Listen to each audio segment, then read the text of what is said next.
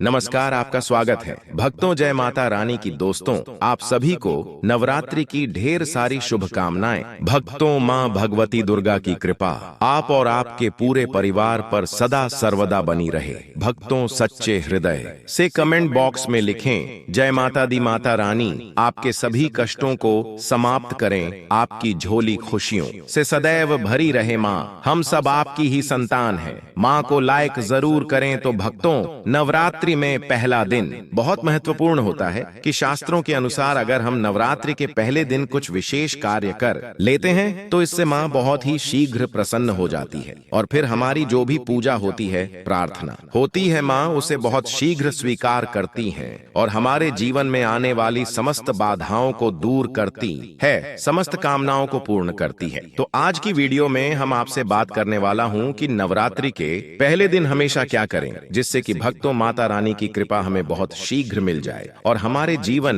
में सुख, समृद्धि, धन, वैभव की प्राप्ति हो, संतान की प्राप्ति हो, या फिर अगर किसी भी विशेष कामना से अपनी मां की पूजा आराधना कर रहे हैं, कोई भी आपकी ऐसी कामना है जो चाहते हैं कि मां शीघ्र ही पूर्ण कर दे, तो नवरात्रि के दिन मां को शीघ्र प्रसन्न करने के लिए आपको इन 9 बातों का ध्यान जरूर रखना चाहिए। तो भक्तों, आपसे निवेदन है कि वीडियो को पूरा जरूर देख लीजिए और अगर आपको आज की वीडियो अच्छी लगे तो लाइक भी कीजिए, शेयर भी कीजिए फैमिली फ्रेंड्स के साथ। अब भक्तों, बात करें कि नवरात्रि के पहले दिन हमें पहला कार्य करना चाहिए कि घर की छत पर आज हमें झंडा जरूर लगाना चाहिए। झंडा मतलब ध्वजा, लाल रंग का त्रिकोण झंडा होता है और उसके ऊपर बना हुआ हो, जय माता दी लिखा हुआ हो। ये मार्केट में बहुत आसानी से मिल जाते हैं, नहीं तो आप घर पर भी स्वयं से बना सकते हैं। तो एक झंडा त्रिकोण आप लेकर मां को पहले दिन उनके चरणों में अर्पित कीजिए। जब पूजा कर रहे हैं सुबह, तो उसके बाद पूजा के बाद वह झंडा अपने घर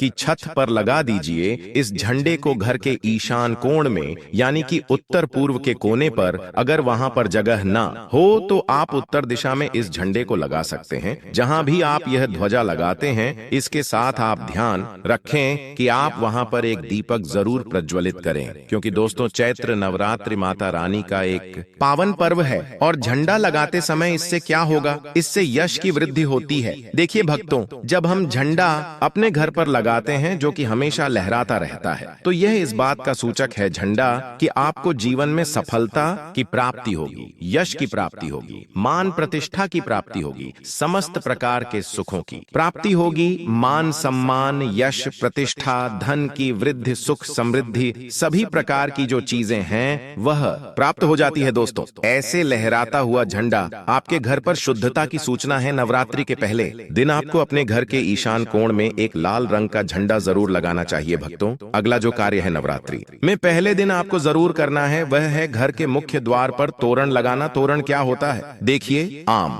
के पत्ते लीजिए। जब हम पंच पल्लव के लिए भी आम का पत्ता लेते हैं, वहीं आम का पत्ता चाहिए हमें और थोड़ा सा अधिक मात्रा में आप लेकर आइए। उसे साफ धो लीजिए। धोने के बाद उस पत्ते के ऊपर आपको श्री लिखना, पत्ते पर आपसी में लिखें और जितना भी बड़ा आपका मुख्य द्वार हो उसके अनुसार एक धागा लेकर, और लाल धागा ले सकते हैं, पीला धागा ले सकते हैं। इस प्रकार से किसी भी रंग का धागा लेकर आप इन सभी पत्तों को एक माला के स्वरूप में बना लीजिए और उसके बाद यह अपने घर के मुख्य द्वार पर लगा दीजिए। भक्तों, श्री पत्तों पर कुमकुम से लिख दीजिए या हल्दी से लिख दीजिए, इसी लगा दीजिए। इससे क्या होगा कि जब भी आप किसी दरवाजे पर कहीं तोरण लगा हुआ देखते हैं, आपको क्या लगता है? पहले ही सूचना में यह लगता है कि इस घर में कोई शुभ या मांगलिक कार्य हुआ है। और तो घर पर लगा हुआ, तो घर के मुख्य द्वार पर लगा हुआ तोरण आपके घर में शुभता की सूचना देता है, मांगलिक कार्य की सूचना देता है, इस बात की सूचना देता है कि आपके घर में देवी विराजित हैं। ये बहुत महत्वपूर्ण होता है। नवरात्रि के पहले दिन घर के मुख्य द्वार पर तोरण लगाना और इसका बहुत ही शुभ फल भी हमें प्राप्त होता है। अगला जो कार्य है, तीसरा कार्य जो हमें नवरात्रि में जरूर करना चाहिए दोस्तों, वह अखंड दीपक प्रज्वलित करना। देखिए, अगर घर में हम अखंड दीपक प्रज्वलित करते हैं तो अखंड दीपक प्रज्वलित करने से मन की कोई भी इच्छा हो, अगर आप सोचकर और मन में धारण करके अखंड दीपक प्रज्वलित करते हैं तो आपकी कामना बहुत शीघ्र पूर्ण होती है। लेकिन इसके अलावा दीपक इस बात का प्रतीक है कि आपके घर में किसी भी प्रकार की नकारात्मक ऊर्जा प्रवेश नहीं करेगी और मन से, घर से हर तरह से नकारात्मक ऊर्जा को दूर करता है दीपक। इसलिए अखंड दीपक क्षेत्र नवरात्रि में पहले दिन से लेकर और और नवमी तिथि तक प्रज्वलित किया जाता है। नवरात्रि के पावन अवसर पर घर में सकारात्मक ऊर्जा और दिव्य वातावरण का निर्माण करने के लिए कुछ विशेष कार्य किए जाते हैं। इनमें से एक महत्वपूर्ण कार्य है तोरण का लगाना। मुख्य द्वार पर तोरण लगाने का प्रमुख उद्देश्य यह सुनिश्चित करना है कि बाहरी नकारात्मक शक्तियों और दूषित विचारों का प्रवेश घर के भीतर न हो सके। यह तोरण एक सुरक्षा कवच के समान कार्य करता है, जो घर की शुभता और पवित्रता की रक्षा करता है। इसके माध्यम से हम यह इच्छा प्रकट करते हैं कि हमारे निवास स्थान में केवल शुभता, प्रकाश और सकारात्मक विचारों का ही वास हो। इसी प्रकार दीपक का प्रज्वलन एक अत्यंत महत्वपूर्ण अनुष्ठान है। दीपक केवल प्रकाश का स्रोत नहीं है, यह आंतरिक ज्योति ज्ञान और मन की शुद्धता का भी प्रतीक है। जब हम दीपक जलाते हैं तो हमारा यह प्रयास होता है कि हमारे मन में किसी प्रकार का कोई विकार, ईर्ष्या, द्वेष या नकारात्मक भावना न रहे। हमारा लक्ष्य अपने अंतर्मन को उस दीपक की लौ के समान निर्मल और प्रकाशित करना होता है। अखंड दीपक का विशेष महत्व है। इसे निरंतर जलाए रखने का अर्थ है कि हमारी भक्ति और साधना में किसी प्रकार की कोई बाधा या विघ्न न आए। यह हमारे संकल्प और निष्ठा की निरंतरता को दर्शाता है। यदि किसी कारणवश अखंड दीपक जलाना संभव न हो तो सुबह और शाम के समय शुद्ध घी का दीपक अवश्य जलाना चाहिए। इससे घर का वातावरण शुद्ध और दिव्य बना रहता है। लौंग और कपूर की आरती का भी विशेष स्थान है। इनकी सुगंध और धुआं वातावरण में व्याप्त नकारात्मक तत्वों का शमन करने में सहायक होता है। यह एक प्रकार से घर की आध्यात्मिक सफाई है, जो सकारात्मक ऊर्जा के प्रवाह के मार्ग को प्रशस्त करती है। ऐसा माना जाता है कि जहां सकारात्मक ऊर्जा का निवास होता है, वहां देवी मां के वास की संभावना अधिक हो जाती है। देवी मां का स्थान हमेशा पवित्रता, शांति और सकारात्मक वातावरण में ही होता है। इसलिए इन अनुष्ठानों के पीछे मुख्य भावना यही है कि हम अपने घर को मां के निवास योग्य एक पवित्र स्थान में परिवर्तित कर सकें। नवरात्रि के प्रथम दिन कलश स्थापना का विशेष विधान है। कलश सभी देवी देवताओं का प्रतीक माना जाता है। कलश की स्थापना करके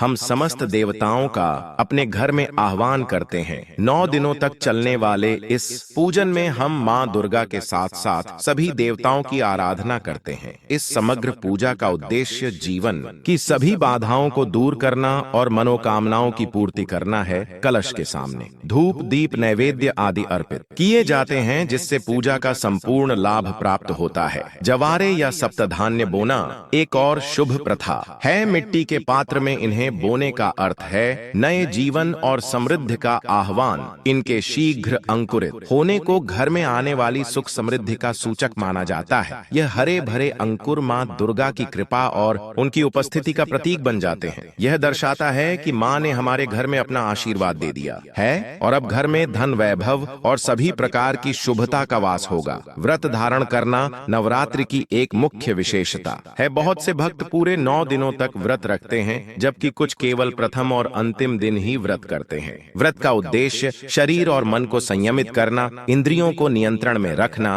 और भक्ति में पूर्णतया लीन होना है। यह एक प्रकार की आत्मशुद्धि की प्रक्रिया है। यदि स्वास्थ्य कारणों से पूरा व्रत संभव न हो तो सात्विक आहार लेते हुए भी मां की आराधना की जा सकती है। महत्व भोजन के त्याग का नहीं, बल्कि मन की शुद्धता और भक्ति के भाव का है। घर के मुख्य द्वार पर स्वास्तिक का चिन्ह बनाना एक अत्यंत पवित्र और प्राचीन परंपरा है। स्वास्तिक को कल्याण, समृद्धि और सफलता का प्रतीक माना जाता है। इसे चावल और कुमकुम, हल्दी के घोल या सिंदूर और घी से बनाया जा सकता है। यह चिन्ह न केवल वास्तु दोषों को दूर करता है, बल्कि घर में सकारात्मक ऊर्जा का संचार भी करता है। यह तंत्र मंत्र जैसी नकारात्मक शक्तियों से रक्षा करने का कार्य भी करता है। स्वास्तिक का सीधा स्वरूप शुभता का द्योतक है, जबकि उल्टा स्वास्तिक का प्रयोग अलग उद्देश्यों के लिए किया जाता है। मुख्य द्वार पर स्वास्तिक बनाकर और उसकी पूजा करके घर में लक्ष्मी के वास और अपार धन की प्राप्ति की कामना की जाती है। इन सभी कार्यों का संकल्प मूल रूप से एक ही है, अपने घर और हृदय को देवी मां के निवास के योग्य बनाना। जहां सकारात्मक ऊर्जा होती है, वहां सुख, शांति और समृद्धि स्वतः ही चली आती है। देवी मां की कृपा उसी स्थान पर बनी रहती है जहां का वातावरण शुद्ध, पवित्र और भक्तिमय होता है। इसलिए नवरात्रि के इन पवित्र दिनों में हमें पूरी श्रद्धा और निष्ठा के साथ इन रीतियों का पालन करना चाहिए ताकि हमारा जीवन दिव्यता और आनंद से परिपूर्ण हो सके।